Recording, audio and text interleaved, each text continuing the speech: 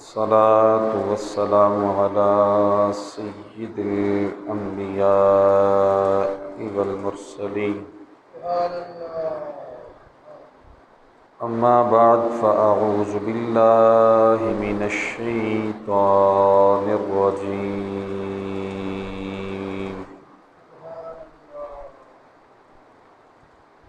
بسم الله الرحمن الرحيم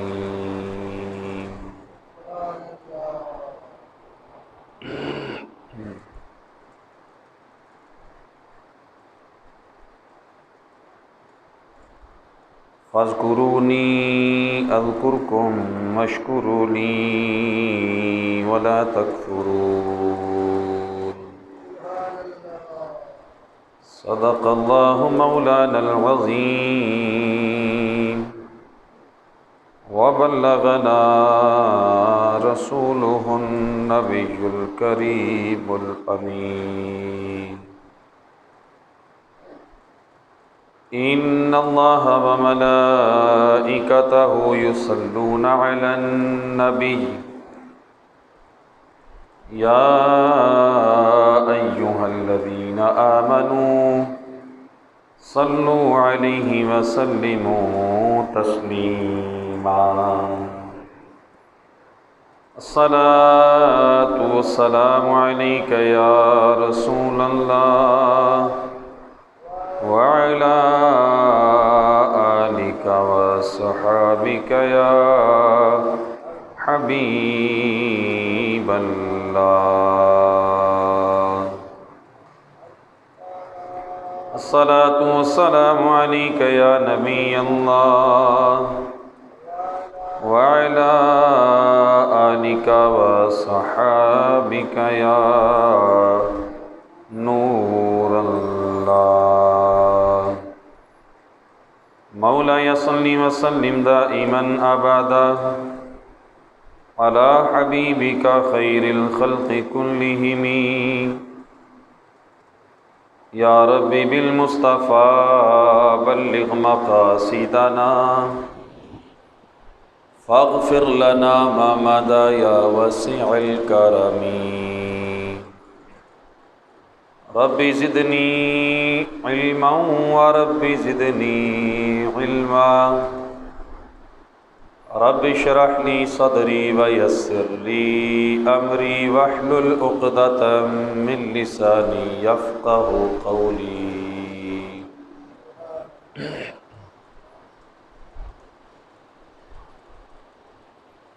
نبی پاک صلی اللہ تعالی علیہ وآلہ وسلم کی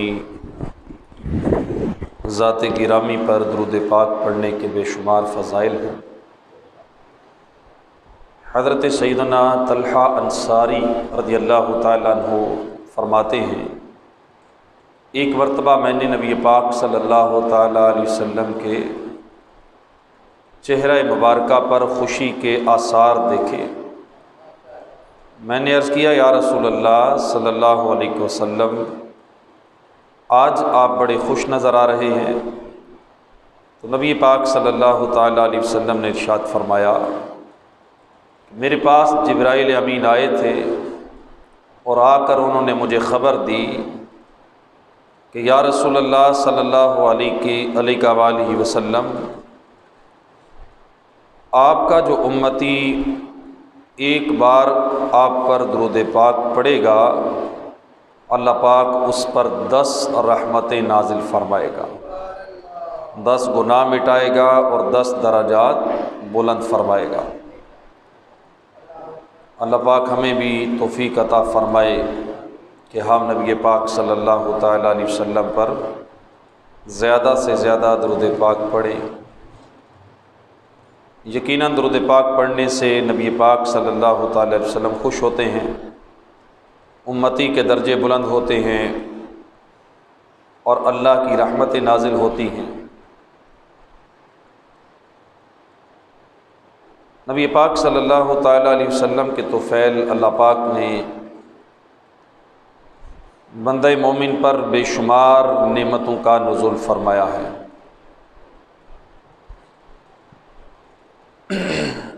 قرآن مجید میں اللہ پاک نے ارشاد فرمایا کہ فاذکرونی اذکرکم واشکروا لی ولا تکفرون، کہ اللہ رب العزت کا ذکر کرو۔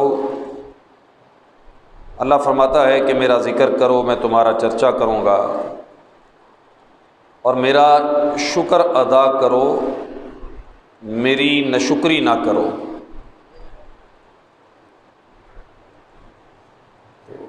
شکر گزار بندے اللہ کو اچھے لگتے ہیں، ناشکرے لوگوں کو اللہ پسند نہیں فرماتا۔ اللہ پاک ہمیں اپنا شکر گزار بندہ بننے کی توفیق عطا فرمائے۔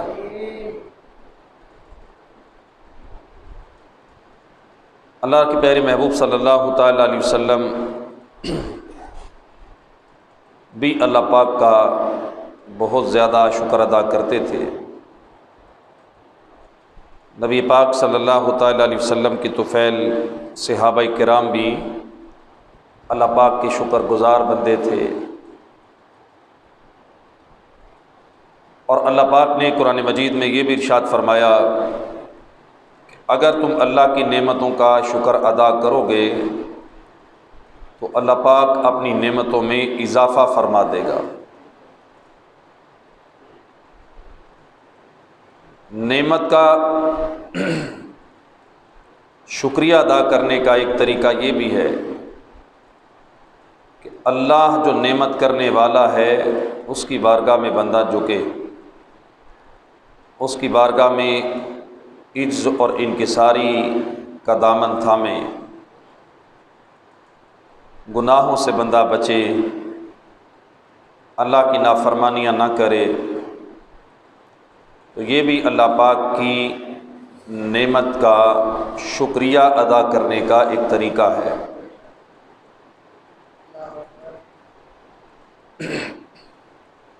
اللہ رب العزت نے بندہ مومن کو دنیا میں بہت ساری نعمتوں سے نوازا ہے۔ وَإِن تَعُدُّوا نِعْمَةَ اللَّهِ لَا تُحْصُوهَا، اور اگر اللہ کی نعمتیں گنو تو انہیں شمار نہ کر سکو گے۔ اللہ کی بے شمار نعمتیں ساری کائنات کے ذرے ذرے پر بارش کے قطروں کی گنتی سے بھی زیادہ ہیں، درختوں کے پتوں سے بھی زیادہ ہیں، دنیا بھر کے پانی کے قطروں سے بھی زیادہ، ریت کے ذرات سے بھی زیادہ، ہر لمحہ ہر گھڑی بن مانگے طوفانی بارشوں سے بھی زیادہ تیز برس رہی ہیں، جن کو شمار کرنے کا تصور بھی نہیں کیا جا سکتا۔ پھر اس کائنات میں جو شرف اور فضیلت انسان کو حاصل ہے، اس سے پتہ چلتا ہے کہ بندہ کسی بھی وقت، کسی بھی لمحے، کسی بھی حالت میں، بلکہ کسی بھی صورت میں اپنے خالق و مالک کی بے حد اور بے شمار نعمتوں سے بے نیاز نہیں ہو سکتا۔ اس کا اندازہ فقط ایک روٹی کے لقمے سے لگائیں، جو نہ صرف خود ایک نعمت ہے بلکہ اس کے دامن میں بے حد اور بے شمار نعمتیں موجود ہیں۔ کن کن مراحل سے یہ روٹی کا ایک لقمہ گزرتا ہے، اور کیسے بندہ اس سے غذا حاصل کرتا ہے۔ ذرا غور کیجئے، لقمہ دو چیزوں کا مجموعہ ہے، روٹی اور سالن، یہ ملیں تو ایک لقمہ بنتا ہے۔ لیکن آپ تصور کریں کہ روٹی بنتی ہے آٹے سے، آٹا بنتا ہے گندم سے، اور سالن سبزی اور گوشت سے تیار ہوتا ہے۔ جن جانوروں کے گوشت سے سالن بنایا جاتا ہے، ان کی نشو و نما کے لیے اللہ نے گھاس کا انتظام کیا۔ سبزی اور گھاس کی پیداوار زمین سے ہوتی ہے۔ المختصر یہ کہ روٹی اور سالن کا حصول زرعی پیداوار پر موقوف ہے، اور زرعی پیداوار میں زمین اور آسمان کا بڑا عمل دخل ہے، کیونکہ اناج اور سبزیاں اور ان کے ذائقوں کے لیے سورج کی حرارت چاند کی کرنیں، ہوائیں، بادل، بارشیں، دریاؤں کا پانی، سمندروں کی روانی، ان سب چیزوں کی ضرورت ہے۔ اور پھر بادلوں کے لیے سمندر سے بخارات اٹھتے ہیں، وہ بادل بنتے ہیں، ان سے بارش برستی ہے، وہ کھیتوں کو سیراب کرتی ہے، پھر کھیتیاں پک کر تیار ہوتی ہیں، پھر انہیں کاٹا جاتا ہے، پھر ہیوی مشینری سے گندم کو چھلکے سے علیحدہ کیا جاتا ہے، پھر اسے پیسنے کے لیے ٹرکوں میں لاد کر چکیوں پر اور ملوں میں پہنچایا جاتا ہے، اور گندم پیسنے کے لیے لوہے کی مشینیں، سالن بنانے کے لیے برتن، ان کے نیچے آگ لگانے کے لیے ایندھن، لکڑی، گیس، ان کی ضرورت پڑتی ہے۔ اور خدائے مہربان نے زمین میں لوہے کے معدنیات رکھے، بالن جسے ہم کہتے ہیں، ایندھن کے حصول کے لیے زمین میں کوئلہ رکھا، قدرتی گیس رکھی، تیل پیدا کیا، جنگلات میں درخت اگائے۔ الغرض زمین اور آسمان، چاند، سورج، ستارے، بادل، سمندر، دریا، بارشیں، ہوائیں اور اناج اور سبزیاں، یہ سب چیزیں مل کر ایک لقمے کی تیاری میں اپنا کردار ادا کرتی ہیں۔ ایک لقمہ، اگر ان میں سے ایک چیز بھی نہ ہو تو زرعی پیداوار بند ہو جائے، پھر بندہ اس لقمے کو منہ میں رکھتا ہے، اس کی لطف اندوزی کے لیے زبان کے اندر ذائقے کی حس پیدا فرمائی، زبان میں ایک ایسا لعاب رکھا جو اس کو ہضم کرنے کے لیے معاون اور مددگار ہوتا ہے، پھر صرف زبان میں وہ لعاب نہیں رکھا، پھر دانت دیے کہ اس کو چبایا جائے، پھر لقمے کو حلق سے اتارنے کے بعد اب بندے کا اختیار ختم، یعنی یہاں تک تو بندے کا اختیار تھا، اب حلق سے نیچے چلا گیا، اب بندے کا اختیار ختم، اب اس کو ہضم کرنا جسمانی اعضاء کا کام ہے۔ معدہ یہ لقمے کو پیستا ہے، جگر اس لقمے سے خون بناتا ہے، فضلہ انتڑیوں اور مثانے میں چلا جاتا ہے، اور یوں اس لقمے سے انسان کے جسمانی اعضاء کی نشو و نما ہوتی ہے۔ آنکھ، ناک، کان، ہاتھ اور پیر سب کو اسی سے غذائیت ملتی ہے، اس سے چربی بنتی ہے، اسی سے گوشت بنتا ہے، اسی سے ہڈیاں بنتی ہیں،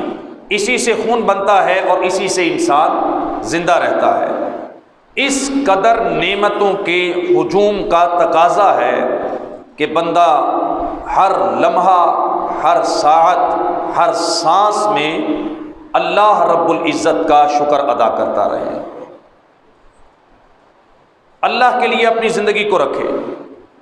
کہ سب کچھ اللہ نے بندے کے لیے پیدا کیا ہے اور بندے کو اپنی عبادت کے لیے پیدا کیا ہے۔ بندہ پیے تو رب کے لیے، کھائے تو رب کے لیے، چلے تو رب کے لیے، دیکھے تو رب کے لیے، سنے تو رب کے لیے، بولے تو رب کے لیے، سوئے تو رب کے لیے، عرض غرض اس کا جینا مرنا اس کے رب کے لیے ہونا چاہیے، کیونکہ رب نے ساری کائنات کو اس کے لیے بنایا ہوا ہے۔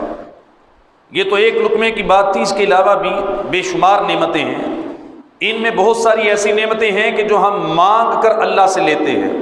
لیکن بہت ساری نعمتیں ہیں جو بن مانگے اللہ پاک عطا فرماتا ہے۔ ایک طرف ظاہری نعمتیں ہیں، دوسری طرف باطنی نعمتیں ہیں، گویا بندہ اس نعمتوں کے سمندر میں ہر وقت غوطہ زن رہتا ہے، اوپر نگاہ اٹھائے تو اللہ کی نعمتیں، نیچے دیکھے تو اللہ کی نعمتیں، دائیں دیکھے تو اس کی نعمتوں کے جال بچھے ہیں، بائیں دیکھے تو اسی کی نعمتوں کے نظارے ہیں، آگے دیکھے تو اسی کی نعمتوں کے جلوے، پیچھے مڑ کر دیکھے تو اس کی نعمتیں، حتیٰ کہ خود یہ دیکھنا بھی ایک نعمت ہے، چلے تو چلنا نعمت، بیٹھے تو بیٹھنا نعمت، حتیٰ کہ خود اللہ رب العزت کی طرف سے اس کا دیکھنا، چلنا، بیٹھنا، کھانا، پینا، جاگنا، سونا، بولنا، سننا، پہننا، لکھنا، پڑھنا، سمجھنا، یہ سب اللہ رب العزت کی نعمتیں ہیں۔ اور جس نعمت پر اللہ کی شکر گزاری نہ کی جائے، نہ شکری کی جائے، اس نعمت کو اللہ پاک عذاب اور آفت میں تبدیل فرما دیتا ہے۔ حضرت سیدنا امام حسن بصری فرماتے ہیں کہ بے شک اللہ رب العزت جب تک چاہتا ہے بندے کو اپنی نعمتوں سے فائدہ پہنچاتا ہے، جب تک اللہ چاہتا ہے بندہ اس کی نعمتوں سے فائدہ لیتا ہے، جب اس اللہ رب العزت کی نعمتوں کی ناشکری کی جاتی ہے تو اسی نعمت کو اپنے بندے کے لیے عذاب میں تبدیل فرما دیتا ہے، آفت میں تبدیل فرما دیتا ہے۔ حضرت سیدنا علی رضی اللہ تعالیٰ عنہ نے اہل ہمدان میں سے ایک شخص سے ارشاد فرمایا کہ بے شک نعمت کا تعلق شکر کے ساتھ ہے اور شکر کا تعلق نعمتوں کی زیادتی کے ساتھ ہے، یہ دونوں ایک دوسرے کو لازم و ملزوم ہیں۔ پس اللہ کی طرف سے نعمتوں کی زیادتی اس وقت تک نہیں رکتی جب تک بندہ اللہ کا شکریہ ادا کرتا رہتا ہے۔ یہ دونوں چیزیں لازم ہیں، نعمتوں کی زیادتی کے لیے شکر ادا کرنا لازم ہے، اور جو بندہ شکر ادا کرتا ہے اس پر اللہ لازمی نعمتوں کی زیادتی عطا فرما دیتا ہے۔ بندے پر واجب ہے کہ نعمتوں پر اللہ رب العزت کا شکر ادا کرتا رہے۔ اللہ رب العزت قرآن مجید میں ارشاد فرماتا ہے یا ایھا الذین آمنوا کلوا من طیبات ما رزقناکم واشکروا للہ ان کنتم ایاہ تعبدون، اے ایمان والو کھاؤ ہماری دی ہوئی ستھری چیزیں اور اللہ کا احسان مانو اگر تم اس کی عبادت کرتے ہو۔ احسان ماننا ایک ایسا کام ہے جس کے بارے میں اللہ رب العزت فرما رہا ہے کہ احسان مانو، شکر ادا کرو، گڑ گڑاؤ اس کی بارگاہ میں، عاجزی اختیار کرو، اس کی نعمتوں کا اعتراف کرو، ذکر کرو اس کی نعمتوں کا۔ اس آیت سے معلوم ہوتا ہے کہ اللہ تعالیٰ کی نعمتوں پر شکر ادا کرنا واجب ہے۔ اور تفسیر بیضاوی میں لکھا ہے کہ عبادت بغیر شکر کے مکمل ہوتی ہی نہیں، عبادت گزار بننے کے لیے ضروری ہے کہ اللہ کا شکر ادا کیا جائے۔ عبادت کو مکمل کرنے کے لیے ضروری ہے کہ اللہ رب العزت کا شکر ادا کیا جائے۔ اور تفسیر کبیر میں ہے کہ شکر تمام عبادتوں کی اصل ہے۔ شکر اگر بندے کے اندر آ جائے تو اس کو دوسری عبادتیں کرنے کی بھی توفیق ملتی ہے۔ شکر کرنے کا ذہن بنے گا تو بندہ نماز بھی پڑھے گا، شکر کرنے کا ذہن بنے گا تو روزے بھی رکھے گا۔ شکر کرنے والا ذہن بن جائے بندہ گناہوں سے بھی باز آئے گا، شکر کرنے والا ذہن بن جائے تو بندہ حرام کو چھوڑ کے حلال کی طرف آئے گا۔ شکر تمام عبادتوں کی اصل ہے۔ جس بندے کے دل میں شکر ادا کرنے کا جذبہ نہیں وہ اللہ کی عبادت کی طرف نہیں آئے گا، اور جس کے دل میں اللہ کا شکر ادا کرنے کا جذبہ ہے وہ ایک ایک نعمت پر اللہ کی بارگاہ میں جھکتا چلا جائے گا اور اللہ کی بارگاہ میں عبادت کرتا چلا جائے گا۔ تفسیر خازن میں اس آیت کے تحت لکھا گیا کہ اللہ رب العزت فرماتا ہے کہ میری اطاعت کر کے میرا شکر ادا کرو اور میری نافرمانی کر کے ناشکرے مت بنو۔ بے شک جس نے اللہ کی اطاعت کی اس نے اس کا شکر ادا کیا، اور جس نے اللہ کی نافرمانی کی اس نے اس کی ناشکری کی۔ اور تفسیر ابن کثیر میں اس آیت کی تفسیر میں لکھا ہے، حضرت سیدنا حسن بصری سے منقول ہے، جو بندہ اللہ کا ذکر کرتا ہے، اللہ اس کا ذکر کرتا ہے اور جو اللہ کا شکر ادا کرتا ہے، اللہ پاک اسے اور زیادہ عطا فرماتا ہے، اور جو اس کی ناشکری کرے گا اللہ پاک اسے اپنے عذاب میں مبتلا فرما دے گا۔ تو پتہ چلا کہ شکر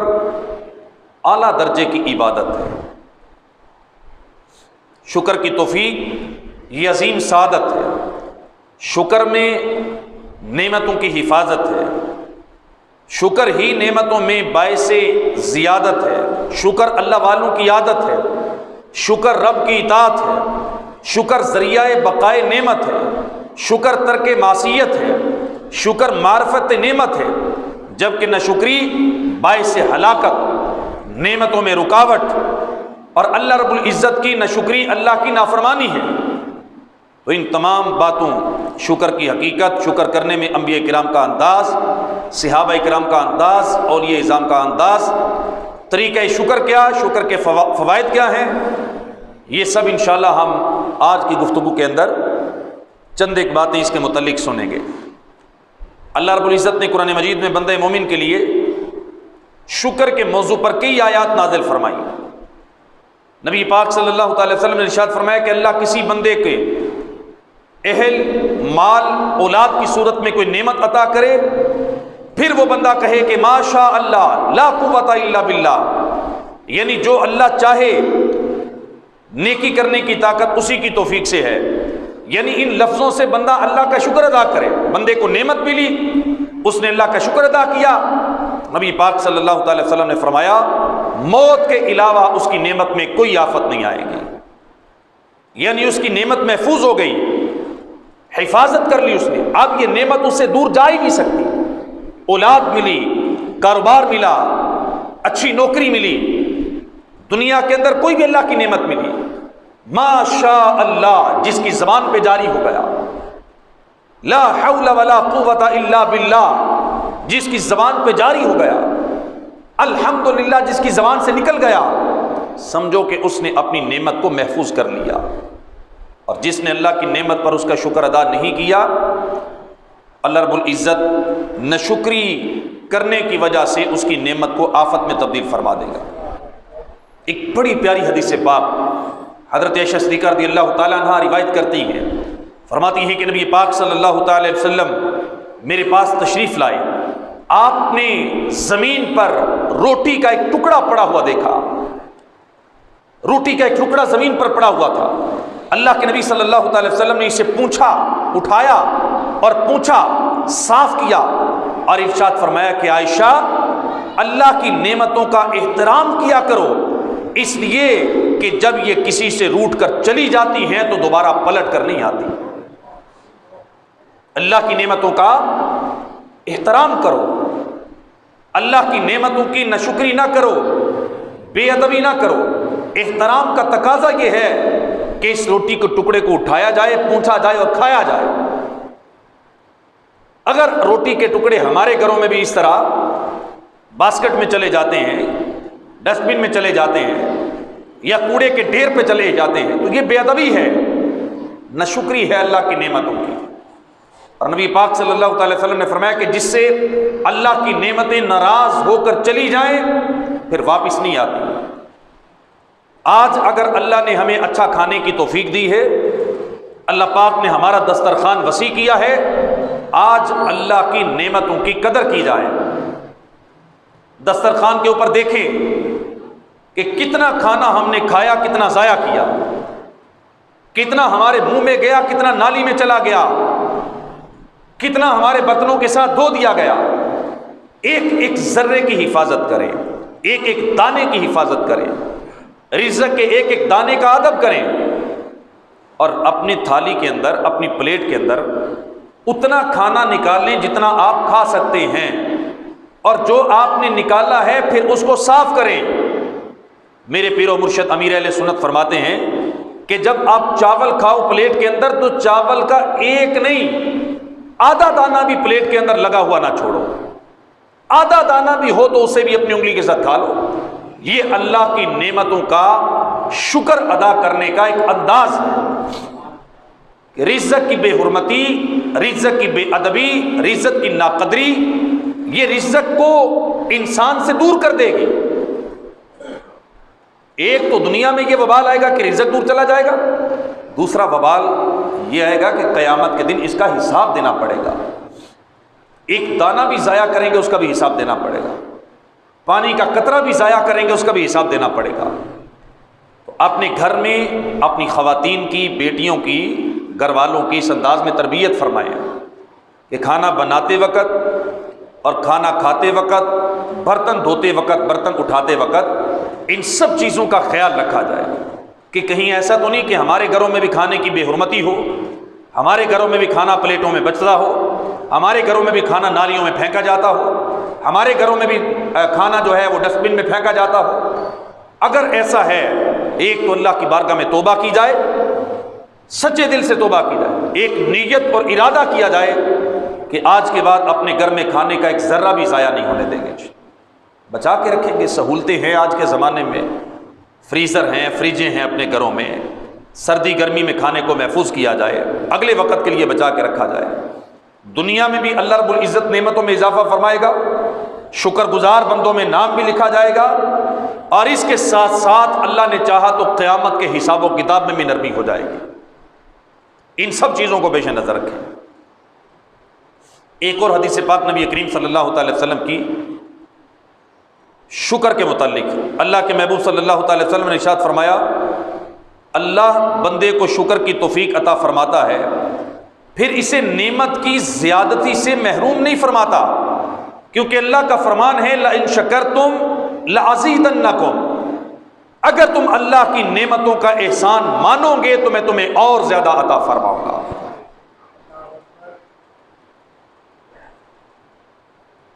اور نبی کریم صلی اللہ تعالی وسلم سے جب حضرت عائشہ صدیقہ رضی اللہ تعالی عنہا نے عرض کیا کہ یا رسول اللہ صلی اللہ علیہ وسلم، آپ اتنی لمبی نمازیں کیوں پڑھتے ہیں، اتنے لمبے سجدے کیوں کرتے ہیں؟ پانی رہنے دو۔ آپ کے پاؤں مبارک میں ورم آ جاتا ہے، آپ کی پنڈلیوں میں سوجن آ جاتی ہے، ساری ساری رات اللہ کی عبادت، حالانکہ اللہ رب العزت آپ کے صدقے اگلے اور پچھلوں کو بخش دے گا۔ یعنی بندہ عبادت تو کرتا ہے اپنے آپ کو بخشوانے کے لیے، لیکن آپ تو بخشے بخشائے، آپ کے صدقے تو اللہ سب کو بخشے گا، کتنوں کو اللہ جہنم سے نکال کے آپ کے صدقے جنت میں داخل فرمائے گا، پھر آپ اتنی عبادت کیوں کرتے ہیں؟ حدیث پاک کا مفہوم ہے، نبی پاک صلی اللہ تعالی وسلم نے فرمایا کہ عائشہ، جتنا میرے رب نے مجھ پر زیادہ کرم کیا ہے، میرا حق بنتا ہے کہ میں اتنی اللہ کی زیادہ عبادت کروں۔ جس پر اللہ جتنی زیادہ نعمتیں کرے اسے اتنا زیادہ شکر گزار بن جانا چاہیے۔ جتنا اللہ کا کرم بڑھتا چلا جائے بندہ اتنا زیادہ اللہ کا شکر گزار بندہ بنتا چلا جائے۔ ایسا نہیں کہ نعمتیں بڑھتی جائیں تو شکر گزاری میں فرق آتا جائے، نہ شکری بڑھتی جائے۔ رزق ہمارے گھر میں زیادہ آ گیا تو اب ہم ضائع کرنا شروع کر دیں، ہمیں اللہ نے ذرا دنیاوی طور پہ سوکھا کر دیا ہے تو اب ہمارے جینے کے انداز بدل جائیں۔ نہیں، جتنا اللہ کی نعمتیں بڑھتی چلی جائیں بندہ اتنا اللہ کا شکر زیادہ کرتا چلا جائے۔ ہر نعمت پہ اللہ کا شکر ادا کرنے کی عادت بنائیے۔ ایک بڑی پیاری روایت حضرت سیدنا ابو جلد بصری فرماتے ہیں کہ حضرت داؤد علی نبینا علیہ الصلوۃ والسلام یہ اللہ کی بارگاہ میں پتہ ہے کیسے شکر ادا کرتے تھے؟ حضرت سیدنا داؤد علیہ الصلوۃ والسلام اللہ کی بارگاہ میں عرض کرتے ہیں، اے پروردگار، میرے جسم پہ جتنے بال ہیں ہر بال کو اگر دو زبانیں لگ جائیں، ایک زبان نہیں، ہر بال کو اگر 2 زبانیں لگ جائیں اور ہر زبان سے میں ہر وقت تیری تسبیح بیان کرتا رہوں، اے میرے پروردگار میں پھر بھی تیری ایک نعمت کا بھی شکریہ ادا نہیں کر سکتا۔ کیسا انداز، کیسی سوچ ہے! اے پروردگار، اگر میرے جسم کا ہر بال اور ہر بال کو 2 زبانیں لگ جائیں اور میں ہر وقت ان زبانوں سے تیری تسبیح بیان کرتا رہوں، میں پھر بھی تیری ایک نعمت کا بھی شکر ادا نہیں کر سکتا۔ اور حضرت سیدنا موسیٰ علیہ نبینا علیہ الصلوۃ والسلام جب اللہ کی بارگاہ میں مناجات کرتے تو آپ نے اللہ کی بارگاہ میں عرض کی کہ اللہ، میں کس طرح تیرا شکر ادا کروں، حالانکہ میرے سارے اعمال تیری سب سے چھوٹی نعمت کا بھی بدلہ نہیں چکا سکتے۔ تو اللہ پاک نے آپ پر وحی نازل فرمائی کہ اے موسیٰ، اقرار نعمت کر کے تو نے ابھی میرا شکر تو ادا کر ہی دیا ہے، کہ نعمتوں کا اقرار تو کر لیا، یہی میرا شکر ہے کہ بندہ اقرار کرے، زبان سے اعتراف کرے، اللہ کی نعمت کا ذکر کرے کہ اے پروردگار تو نے مجھے یہ نعمت عطا فرمائی، اے پروردگار تو نے مجھ پہ یہ کرم کیا، اے اللہ تو نے مجھ پر یہ احسان کیا۔ یہ نعمتوں کی شکر گزاری کا بہترین ذریعہ ہے کہ ہماری زبانوں سے اللہ کی نعمتوں کا ذکر ہوتا رہے، اعتراف ہوتا رہے، اقرار ہوتا رہے، اللہ رب العزت کو یہ اچھا لگتا ہے۔ اور حضرت سیدنا ابو عقیل رحمۃ اللہ تعالی علیہ فرماتے ہیں، میں نے حضرت سیدنا بکر بن عبداللہ کو فرماتے سنا کہ بندہ جب بھی الحمدللہ کہتا ہے، یعنی اللہ کی نعمت کا شکر ادا کرتا ہے، جب بھی بندہ الحمدللہ کہتا ہے تو اللہ پاک اسے الحمدللہ کہنے پر ایک اور نعمت عطا فرما دیتا ہے۔ تو میں نے سیدنا بکر بن عبداللہ سے پوچھا، اس نے جو الحمدللہ کہا تھا وہ تو پہلی نعمت پر کہا تھا، اب اسے اللہ نے ایک اور نعمت دے دی ہے، اب ایک اور نعمت پر یہ کیا کرے؟ انہوں نے فرمایا یہ پھر الحمدللہ کہے۔ تو میں نے کہا پھر اسے کیا ملے گا؟ انہوں نے فرمایا کہ اس کو ایک اور نعمت عطا کی جائے گی۔ میں نے کہا یہ سلسلہ کب تک چلے گا؟ انہوں نے فرمایا کہ بندہ الحمدللہ کہتے کہتے تو تھک سکتا ہے، لیکن میرا رب نعمتیں دیتے دیتے نہیں تھک سکتا ہے، اس کے خزانوں میں کوئی کمی نہیں۔ جب تک بندہ الحمدللہ کہتا رہے گا اللہ پاک اس کی نعمتوں میں اضافہ فرماتا رہے گا۔ اللہ کا کرم محدود نہیں ہے، اللہ کی نعمتیں لامحدود ہیں، بے شمار ہیں۔ بندہ ساری زندگی الحمدللہ کہتا رہے، اللہ کا شکر ادا کرتا رہے، اللہ پاک اس کو نعمتوں میں اضافہ فرماتا ہی چلا جائے گا، کیونکہ اللہ کی نعمتیں ختم نہیں ہوتی۔ حضرت سیدنا ابو یحییٰ بہلی فرماتے ہیں کہ حضرت سیدنا سلیمان تیمی نے مجھ سے فرمایا کہ بے شک اللہ اپنے بندوں کو نعمتیں اپنی قدرت کے مطابق عطا فرماتا ہے، لیکن انہیں شکر کا مکلف ان کی طاقت کے مطابق بناتا ہے۔ یعنی بندہ اپنی طاقت کے مطابق شکر ادا کرے اور رب ذوالجلال اپنی قدرت کے مطابق اسے نعمتیں عطا فرمائے گا، کیونکہ نعمتیں اللہ رب العزت اپنی قدرت کے مطابق عطا فرمائے گا تو ہم تو نعمتوں کا کما حق ہو شکر ادا کر ہی نہیں سکتے۔ کیسے کر سکتے ہیں کہ اللہ کی ایک نعمت کا حساب بھی نہیں دیا جا سکتا۔ روایتوں میں آتا ہے قیامت کے دن بندے کو اللہ کی بارگاہ میں کھڑا کیا جائے گا، رب ذوالجلال اسے اپنی ایک ایک نعمت گنوائے گا، بندہ اعتراف کرے گا، اللہ پاک اسے ہر نعمت کے بارے میں پوچھے گا، بندہ اعتراف کرے گا ہاں مولا یہ بھی ملا، یہ بھی ملا، یہ بھی ملا، یہ بھی ملا۔ پھر رب ذوالجلال فرشتوں کو فرمائے گا اس کی عبادت کو لایا جائے اور میری نعمتوں کو بھی لایا جائے، اس بندے کی نیکیاں بھی لائی جائیں گی، اس پر جو اللہ کی نعمتیں ہیں وہ بھی لائی جائیں گی، اور پھر خالق کائنات فرشتوں سے فرمائے گا اس کی نیکیوں کو لے لو اور میری نعمتوں کو لے لو اور تولنا شروع کرو کہ اس نے میری بارگاہ میں زیادہ سجدے کیے یا میں نے اس پر زیادہ کرم کیا۔ تو روایتوں میں آتا ہے کہ فرشتے اللہ کی سب سے چھوٹی نعمت کو اٹھائیں گے اور بندے کی زندگی کی نیکیوں کے ساتھ تولنا شروع کریں گے، اس کی ساری نیکیاں ختم ہو جائیں گی، اللہ کی ایک نعمت کا حساب بھی برابر نہیں ہوگا۔ کما حق ہو تو ہم شکر ادا کر ہی نہیں سکتے، ہم تو اپنی استطاعت کے مطابق اپنی طاقت کے مطابق کر سکتے ہیں، اور اس کا بہترین طریقہ ہمیں یہ ارشاد فرما دیا گیا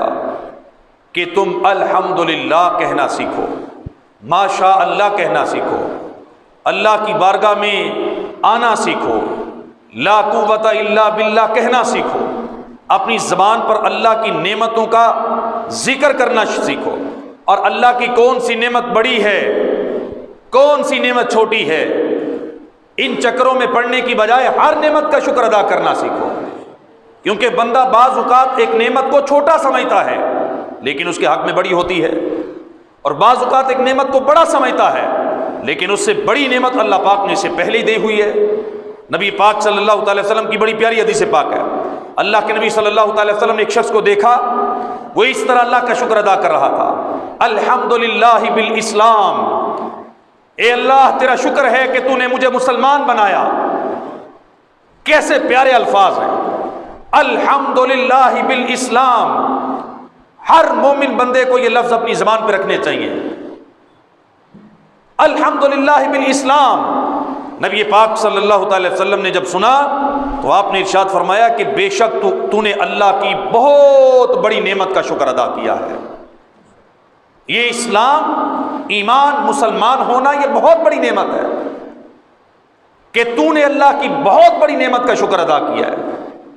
تو ہم تصور کریں، ہم شکر ادا کرنے کے لیے نعمتیں تلاش کرتے ہیں، ہم ڈھونڈتے ہیں کہ ہم پر اللہ نے کون کون سے احسان کیے، اور کبھی کبھار لگتا ہے کہ کئی مہینے گزر گئے، ہمیں تو مصیبتوں میں ہیں، پریشانیوں میں ہیں، بیماریوں میں ہیں، تکلیفوں میں ہیں۔ یہ ناشکری کی طرف ذہن جاتا ہے،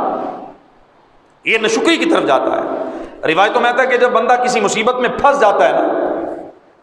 تو اللہ کی بارگاہ میں عرض کرتا ہے، تو رب ذوالجلال اس سے مصیبت دور کرتا ہے۔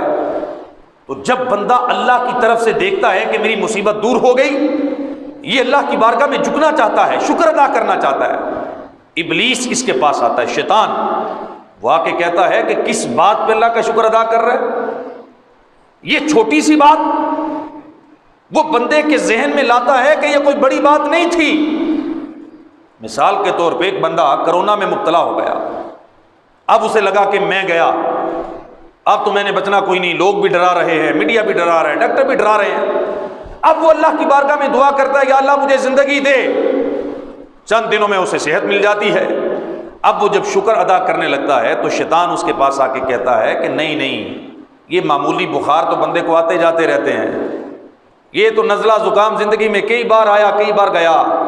جب بندہ مصیبت میں پھنستا ہے تو کہتا ہے، یا اللہ بہت بڑا احسان ہے تیرا، اگر تو مجھے نکال دے۔ اور جب اللہ نکال دیتا ہے تو بندہ کہتا ہے نہیں نہیں، یہ تو چھوٹی چھوٹی باتیں زندگی میں چلتی رہتی ہیں۔ شیطان بندے کو شکر گزاری کی طرف آنے ہی نہیں دیتا۔ اور ایک حدیث پاک میں اللہ کے نبی صلی اللہ تعالی وسلم نے فرمایا کہ جب عید کا دن آتا ہے، ماہ رمضان کے بعد عید کا دن آتا ہے، تو شیطان اتنی بلند آواز سے چیخیں مارتا ہے، چلاتا ہے کہ اس کی آواز ساری زمین پہ پھیلتی ہے۔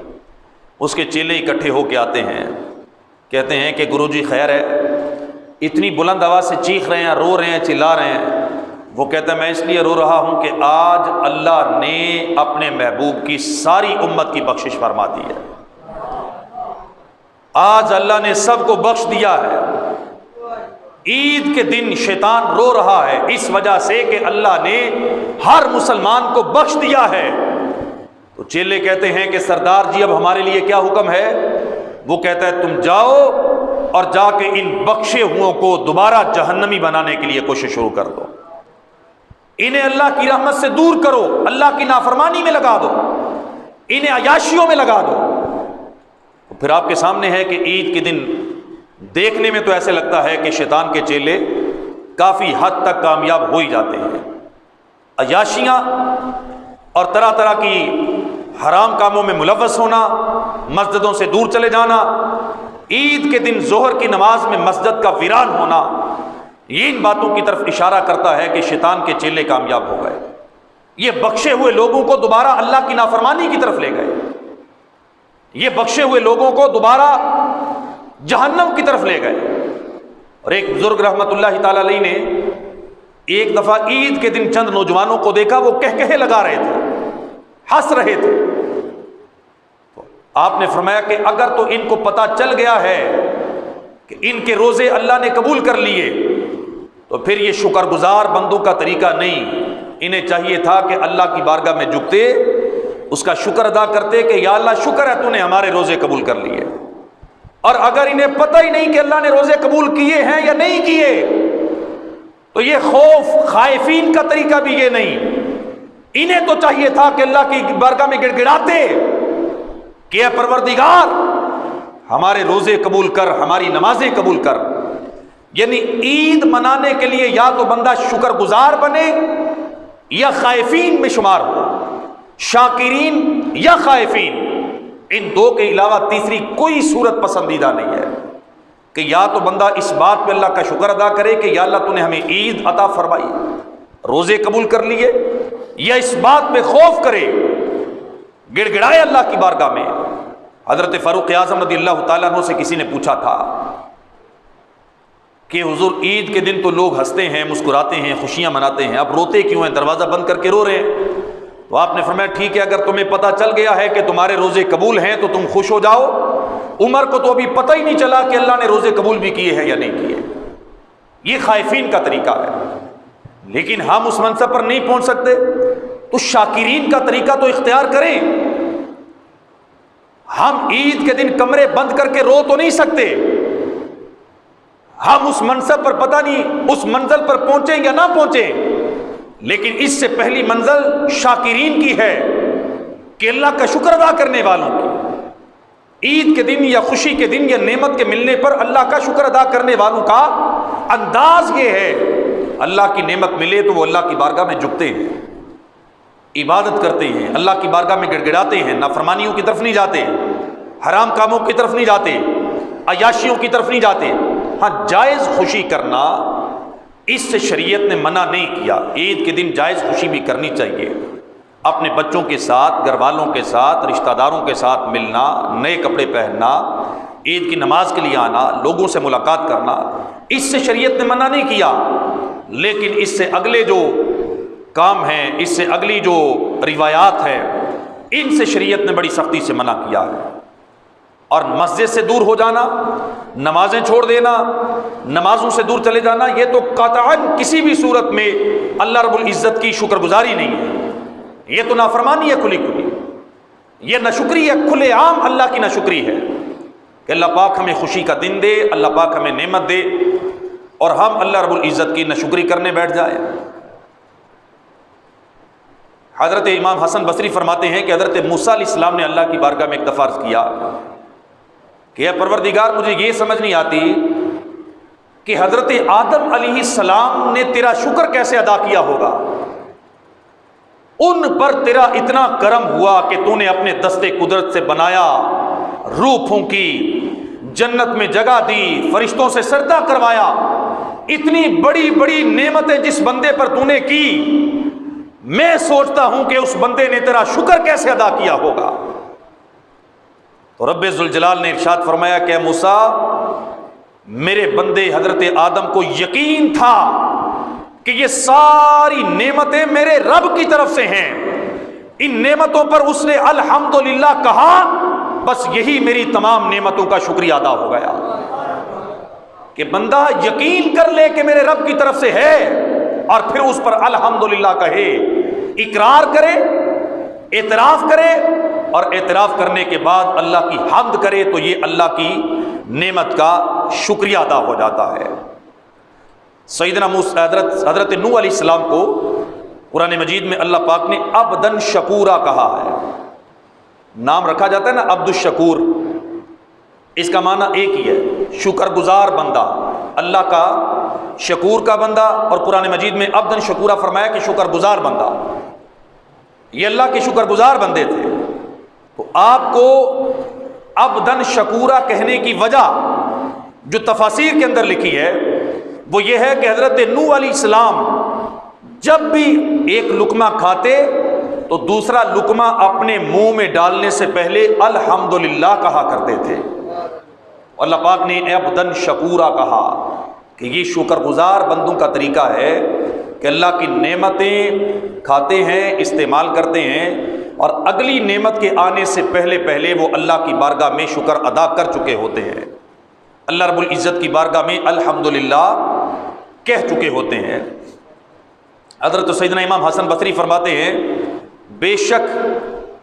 جب تک بندہ اللہ کا شکر ادا کرتا ہے اللہ اپنی نعمتوں میں اضافہ فرماتا ہے، اور جب بندہ ناشکری کرتا ہے تو اللہ پاک اسی نعمت کو اذیت میں، تکلیف میں اور عذاب میں تبدیل فرما دیتا ہے. حضرت سیدنا مخلد بن حسین ازدی فرماتے ہیں کہ شکر کے بارے میں ایک قول یہ بھی ہے کہ شکر کسے کہتے ہیں. شکر ادا کرنے کے طریقے جن کتابوں میں یہ لکھے نا شکر ادا کرنے کے طریقے، وہاں ایک طریقہ شکر ادا کرنے کا یہ بھی لکھا ہے کہ بندہ گناہوں کو چھوڑ دے، اللہ کی نافرمانی کو چھوڑ دے. حضرت حاتم اسم کی خدمت میں ایک بندے نے حاضر ہو کے عرض کیا تھا کہ حضور میں گناہ کرنا چاہتا ہوں لیکن میں آپ سے مسئلہ یہ پوچھنے آیا ہوں، کوئی ایسا طریقہ بتائیں کہ گناہ بھی کر لوں، گناہ کی لذت بھی مل جائے اور میرا نام مجرموں میں نہ لکھا جائے، میں مجرم بھی نہ بنوں اور لذت بھی مل جائے. تو آپ نے فرمایا ٹھیک ہے، تو جب گناہ کرنے کا ارادہ کرے تو پھر 3 باتوں کا خیال رکھنا ہے. ایک یہ کہ جس کی نافرمانی کرنی ہے اس کے گھر سے باہر جا کے کرنا، جس کی نافرمانی کرنی ہے اس کے چھت کے نیچے سے نکل جانا، جس کی نافرمانی کرنی ہے اس کا دیا ہوا کھانا بھی چھوڑ دینا۔ اس نے کہا یہ کیسے ہو سکتا ہے، میں اللہ کی زمین چھوڑ دوں، اللہ کا آسمان چھوڑ دوں، اللہ کا رزق چھوڑ دوں، یہ تو ہو ہی نہیں سکتا۔ آپ نے فرمایا اگر تو اللہ کا دیا ہوا رزق نہیں چھوڑ سکتا تو پھر اللہ کی نافرمانی کرنا چھوڑ دے۔ اسی کی زمین پہ، اسی کے آسمان کے نیچے، اسی کا کھا کے اسی کے سامنے اکڑ جاتا ہے، وہ تجھ پہ نعمتیں برسائے اور تو اس کے سامنے اکڑتا جائے، تو اس کے سامنے شکر گزار بندہ ہی نہ بنے۔ اور حدیث قدسی ہے، نبی پاک صلی اللہ تعالی وسلم نے فرمایا، رب ذوالجلال فرماتا ہے کہ میرے محبوب میں اپنے بندے پر نعمتیں نازل کرتا ہوں اور یہ میری ناشکری کرتا ہے، میں فرشتوں کو نعمتوں کے انبار دے کے بھیجتا ہوں کہ جاؤ میرے بندے پر یہ نعمتیں نازل کر کے آؤ، لیکن فرشتے جب اس کا نامہ اعمال لے کے آتے ہیں اس میں نافرمانیاں، اس میں ناشکریاں، اس میں کہیں پہ شکر نہیں ہوتا۔ یہ کیسی عجیب بات ہے کہ جو ہمیں نعمتوں کے تحفے بھیجے ہم اس کی خدمت میں اللہ کی بارگاہ میں ناشکری کے تحفے بھیجے، نافرمانی کے تحفے بھیجے۔ یہ کیسی بے وفائی ہے، یہ کیسی غداری ہے، یہ کیسی آپ سمجھ لیں کہ دلیری ہے۔ اور رب ذوالجلال خود اپنے محبوب سے فرما رہا ہے کہ میں اپنے فرشتوں کو نعمتوں سے لاد کر بھیجتا ہوں کہ جاؤ میرے بندوں کی طرف، اور یہ نافرمانیوں سے بھرے ہوئے رجسٹر لے کے آ جاتے ہیں کہ بندے نعمتیں وصول کرنے کے بعد چاہیے تھا کہ رب نے تحفہ بھیجا یہ بھی تحفہ بھیجتے، رب نے نعمت دی یہ الحمدللہ کہتے، ماشاء اللہ کہتے، لا قوت الا باللہ کہتے، یہ سجدہ شکر ادا کرتے، لیکن انہوں نے نافرمانیاں بڑھا دی، انہوں نے گناہ بڑھا دیے، انہوں نے معصیت کو بڑھا دیا۔ تو یہ اللہ رب العزت اپنے پیارے محبوب صلی اللہ تعالی وسلم کو فرما رہا ہے۔ ان چیزوں کو ذہن میں لاتے ہوئے آپ تصور کریں کہ عید کا دن ہو یا زندگی کی کوئی بھی نعمت ہو، ان کو استعمال کرنے کا طریقہ افسوس کے ساتھ عرض کر رہا ہوں کہ مسلمانوں نے تبدیل کر لیا ہے۔ ہم عید کو سمجھتے ہیں کہ یہ گناہ کرنے والا دن ہے، کیونکہ رمضان میں بڑی نیکیاں کر لیں، بڑی نمازیں پڑھ لیں، یعنی رمضان میں روزانہ 5 نمازیں پڑھیں تو مہینے کی یہ کتنی بن گئی؟ 150 نماز بن گئی نا۔ تراویحیں بھی پڑھیں، تہجد بھی نصیب ہوتی رہی، تو اب اتنی نمازیں پڑھنے کے بعد بڑی معذرت کے ساتھ بعض لوگوں کا یہ ذہن بن جاتا ہے کہ اب عید کے دن نمازوں کی چھٹی ہے، یعنی 2-3 دن نماز نہ بھی پڑھیں گے تو کوئی بات نہیں، رمضان میں بڑی پڑھ لی۔ حالانکہ عید کے دن رب ذوالجلال نے جتنی نعمتیں، جتنی برکتیں عید کے دن میں رکھی ہیں، اس دن تو بندے کو ماہ رمضان سے بھی زیادہ اللہ کی عبادت کرنی چاہیے، زیادہ شکر ادا کرنا چاہیے، زیادہ اللہ کی بارگاہ میں جھکنا چاہیے تھا۔ اسی طرح ہماری زندگی میں کاروبار کے متعلق، اولاد کے متعلق، گھر میں شادی کے متعلق کوئی بھی خوشی آئے، کوئی بھی اللہ کی نعمت آئے، فوراً کوشش کیجئے کہ اپنے ذہن میں لائیے کہ یہ نعمت میرے رب کی طرف سے ہے، پہلی چیز تو یہ، اور دوسری چیز یہ کہ ہماری زبان پر فوراً آ جائے الحمدللہ۔ نبی پاک صلی اللہ تعالی وسلم نے فرمایا کہ جس بندے کو 4 چیزیں اللہ نے دے دی نا، 4 چیزیں، اس کو دنیا اور آخرت کی بلائیاں عطا فرما دی گئی۔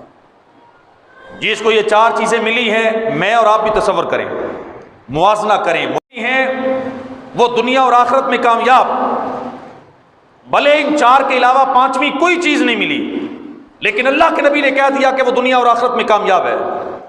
اور جس کو یہ 4 چیزوں میں سے کوئی ایک چیز نہیں ملی وہ اللہ کی بارگاہ میں روئے، اگرچہ اس کے پاس دنیا کی ہر نعمت ہے، لیکن یہ 4 نہیں تو وہ ناکام ہے۔ ان 4 میں سے نبی پاک صلی اللہ تعالی وسلم نے فرمایا کہ 4 چیزیں جس کو اللہ پاک نے عطا فرمائی اس کو دنیا اور آخرت کی بھلائی عطا فرمائی۔ نمبر 1، شکر گزار دل۔ نمبر 2، اللہ کا ذکر کرنے والی زبان۔ نمبر 3، مصیبتوں پر صبر کرنے والا بدن۔ اور نمبر 4،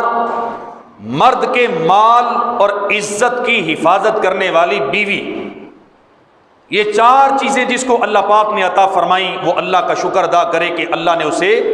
دنیا اور آخرت کی ساری بلائیاں عطا فرما دی، اور جس کو ان چار چیزوں میں سے کوئی چیز نہیں ملی وہ اس کے لیے کوشش کرے، اپنے دل کی کیفیت بدلنے کی کوشش کرے، زبان پہ ذکر لانے کی کوشش کرے، جسم کو مصیبتوں پر صبر کرنے کا عادی بنائے۔ ان سب چیزوں کو اللہ کے نبی صلی اللہ تعالی وسلم نے بیان فرما دیا۔ تصور کریں، اور ہمیں غور کرنا چاہیے، ہمیں اس کا موازنہ مواخذہ کرنا چاہیے۔ ہم سمجھتے ہیں کہ ہم پر اللہ کا بڑا کرم ہے، اللہ پاک نے بہت کچھ دیا ہوا ہے، ٹھیک ہے، بہت کچھ اللہ کی نعمتیں ہیں، آپ اظہار بھی کریں، اچھی چیز ہے، لیکن ان بہت کچھ میں دیکھیں کہ یہ چار چیزیں ہیں یا نہیں ہیں۔ اگر ہیں تو آپ خوش قسمت ہیں حدیث پاک کی روح سے، اگر نہیں ہیں تو ان کے لیے اللہ کی بارگاہ میں دعا کریں۔ اللہ پاک ہمیں ان چار چیزوں سے حصہ بھی عطا فرمائے، اور جو اللہ نے ہمیں نعمتیں دی ہیں اللہ ان پر شکر ادا کرنے کی توفیق بھی عطا فرمائے۔ آمین بجاہ النبی الامین۔